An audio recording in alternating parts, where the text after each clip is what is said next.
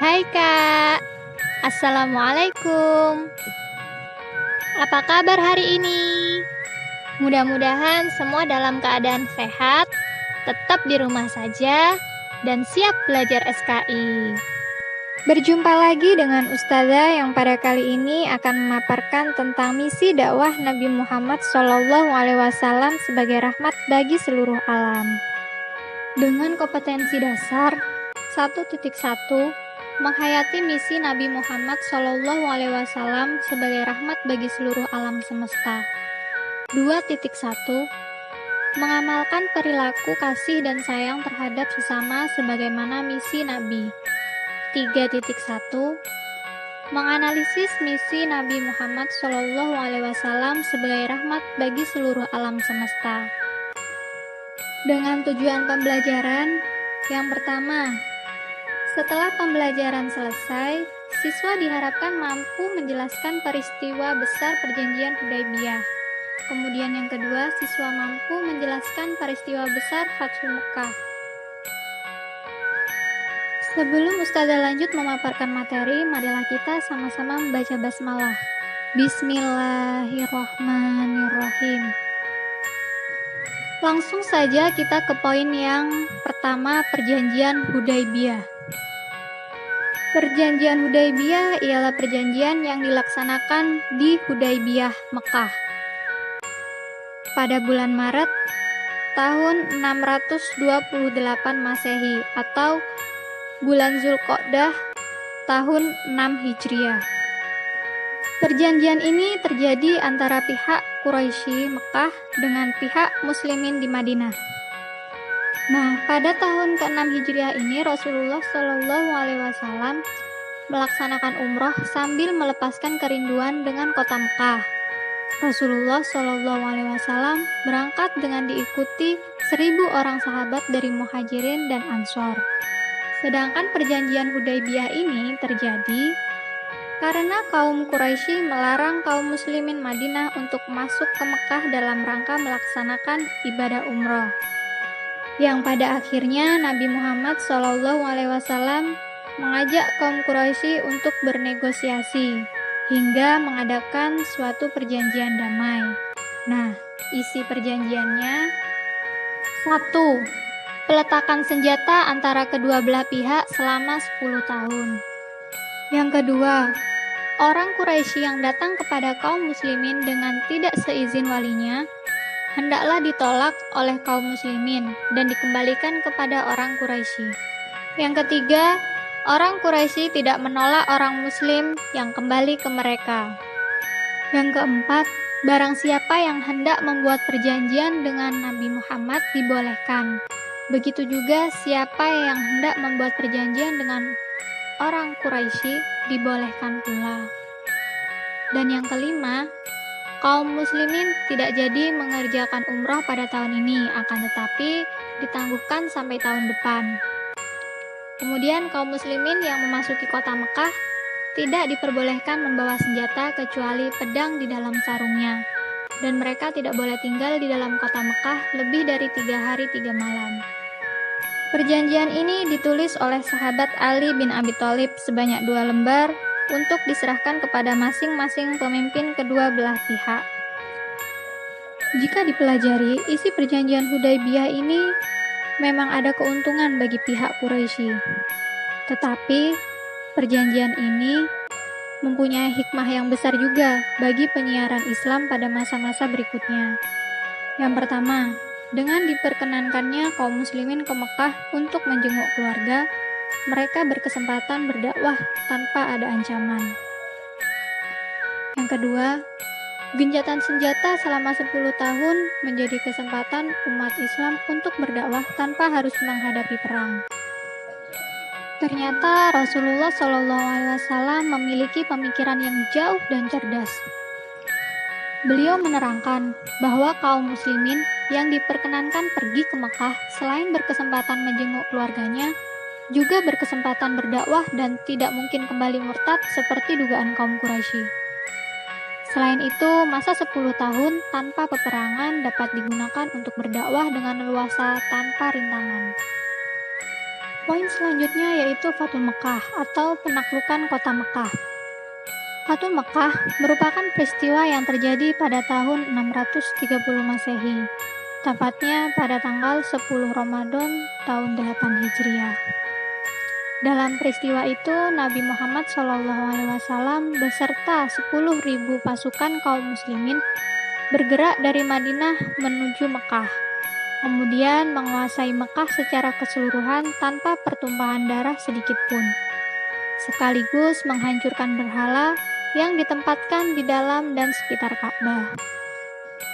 Peristiwa Fathul Mekkah atau penaklukan kota Mekkah terjadi setelah salah satu isi perjanjian Hudaybiyah dilanggar oleh kaum Quraisy, yang mana pada waktu perumusan perjanjian tersebut ternyata Nabi Muhammad SAW sudah memahami betul karakter orang-orang Mekkah, sehingga beliau memastikan bahwa kaum Quraisy Mekkah akan melanggar perjanjian tersebut sebelum selesai 10 tahun. Dan akhirnya perjanjian Hudaybiyah pun dilanggar oleh kaum Quraisy, sehingga perjanjian ini menjadi landasan hukum untuk menaklukkan kota Mekkah. Hal ini bermula ketika terjadi peperangan antara Bani Bakr dengan Bani Khuza'ah. Bani Bakr ini adalah sekutu Quraisy, dan Bani Khuza'ah adalah sekutu kaum muslimin. Dalam peperangan ini, kaum Quraisy menggabungkan diri kepada Bani Bakr. Maka Bani Khuza'ah meminta pertolongan kepada kaum muslimin. Perjanjian damai ini dimanfaatkan Bani Bakr untuk membalas dendam terhadap orang-orang Bani Khuza'ah, yang mana kaum Quraisy ini kemudian mau membantu sekutunya Bani Bakr untuk menyerang Bani Khuza'ah. Mereka melakukan penyerangan mendadak di malam hari dan membunuh orang-orang Bani Khuza'ah, yang mana akhirnya kabar pengkhianatan Quraisy tersebut sampai kepada Nabi Muhammad SAW di Madinah. Nah, untuk tahu kisahnya lebih lanjut, perhatikan tayangan berikut.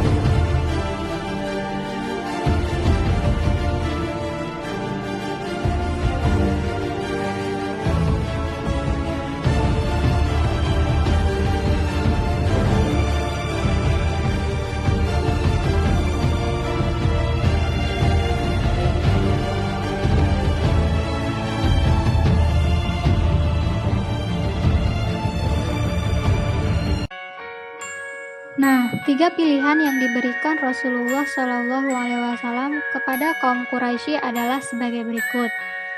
Yang pertama, mengganti rugi terhadap para korban Bani Khuza'ah, atau yang kedua, menghentikan persekutuan dengan Bani Bakr, atau yang ketiga, menyatakan pembatalan perjanjian Hudaybiyah. Dan ternyata kaum Quraisy memilih untuk membatalkan perjanjian Hudaybiyah yang pernah disepakati kedua belah pihak.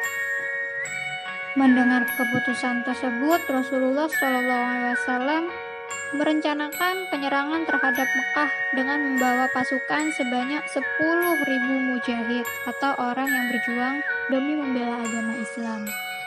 Rasulullah membagi pasukan menjadi 4 kelompok. Yang pertama, sayap kiri dipimpin oleh Zubair bin Awam, masuk Mekkah dari bagian utara. Yang kedua, sayap kanan dipimpin oleh Khalid bin Walid, masuk dari bagian selatan atau hilir atau bawah. Yang ketiga, pasukan pimpinan Sa'ad bin Ubaidah, masuk dari bagian barat beserta kaum Ansor. Yang keempat, pasukan pimpinan Abu Ubadah bin Jarrah bersama Rasulullah dan kaum muhajirin masuk dari bagian hulu atau atas, yakni Bukit Hind. Tujuan Rasulullah SAW membawa kekuatan yang banyak bukan untuk membantai seluruh kaum kafir Quraisy, Akan tetapi, hal itu hanya untuk menakut-nakuti kafir Quraisy dan menunjukkan bahwa kekuatan Islam saat itu sangat besar. Sementara pada saat itu penguasa Mekah tidak memiliki pertahanan yang memadai dan setuju untuk menyerahkan Mekah tanpa perlawanan. Dengan demikian, kaum kafir Quraisy di kota Mekah telah menyerah. Kemudian, kaum muslimin mengerjakan tawaf berkeliling Ka'bah. Patung-patung, gambar-gambar, dan berhala-berhala yang berada di Ka'bah atau sekitar Ka'bah mereka hancurkan. Akhirnya, tepat tanggal 1 Januari 630 Masehi, kota Mekah dapat dikuasai Nabi Muhammad SAW dan umat Islam. Pada saat itulah nampak kemenangan umat Islam. Di antara pembesar Quraisy yang masuk Islam adalah Muawiyah bin Abu Sufyan, Hindun binti Utbah, Mutib bin Abu Lahab, Ummu Hani binti Abi Thalib, dan lain-lain. Nah, sekian dulu pemaparan materi dari Ustazah. Semoga apa yang Ustazah sampaikan dapat dipahami dan bermanfaat. Ustazah akhiri, wassalamualaikum warahmatullahi wabarakatuh. Tugas kedua SKI pada kali ini yang pertama jelaskan sebab terjadinya perjanjian Hudaybiyah. Yang kedua, bagaimana strategi Nabi Muhammad SAW dalam Fathul Mekah. Kerjakan di buku tulis SKI, foto dan kirim hasilnya melalui Google Classroom. Selamat belajar, selamat mengerjakan.